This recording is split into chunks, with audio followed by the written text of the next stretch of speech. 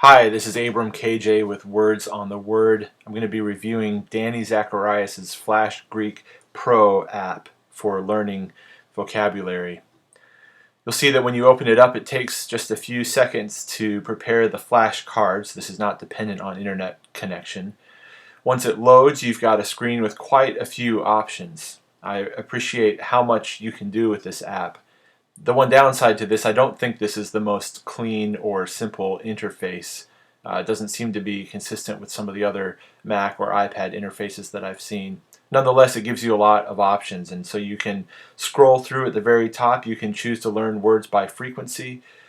That is how many times they occur in the Greek New Testament. By principal parts, by New Testament chapter. This is especially helpful if I want to learn all of the vocabulary in Matthew. I start at Matthew 1 and go all the way to the end, Matthew 28, and so that's 1369 cards, 1369. You can also select according to grammar.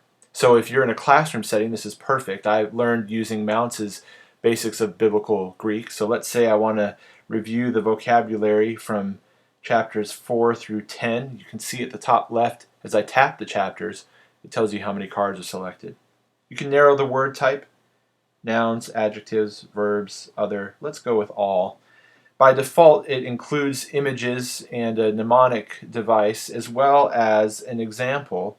You can toggle that on or off, but it shows the verse in context. There are a couple of other options here. You can choose to repeat incorrect answers or not. You can turn the audio on or off. I'm going to turn that off for the time being. Even if you automatically play the audio, rather, even if you don't automatically play the audio, you can still select it on any given card if you want to. So let's start the quiz with those things selected. Here's our first word, autos, aute, tuta. And then you've got an example from Luke 1:17, picture of a steering wheel. One thing I really appreciate about the app is that if you go to info, you can see that this part of speech is a pronoun-derived word, automatic. So you get a little hint there, so let's flip the card.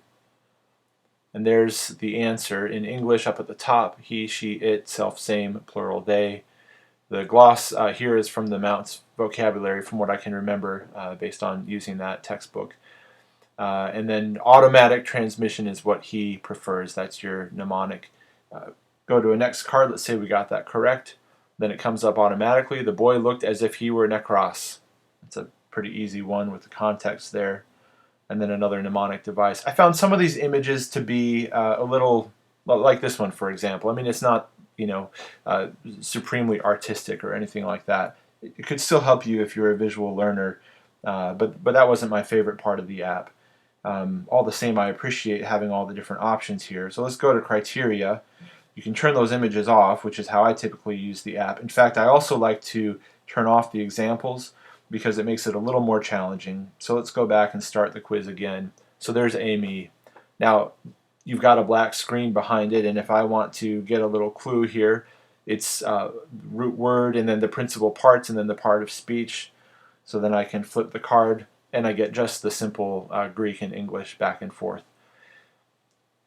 Going back to criteria again, let's just take a short look at how this looks if you want to learn by book. I'm preaching on Luke, and I've been working through Luke 17. So if I just want to do Luke 17, I select from Luke 17 to Luke 17. That gives me 94 cards. I can start the quiz, and I can practice some Greek words that come just from that chapter. All in all, this is a great app. It's pretty powerful in that it can do a lot of things. You can really specify what you want to do. You can toggle the images on and off. The mnemonic devices are helpful. Danny's obviously put a lot of thought and effort into making this something that's useful for students. As I said, the interface is not my favorite, but that doesn't prevent it from really getting the job done in terms of helping students and pastors and others to retain their Greek New Testament vocabulary. I'm Abram KJ. This is Words on the Word, and thanks for watching.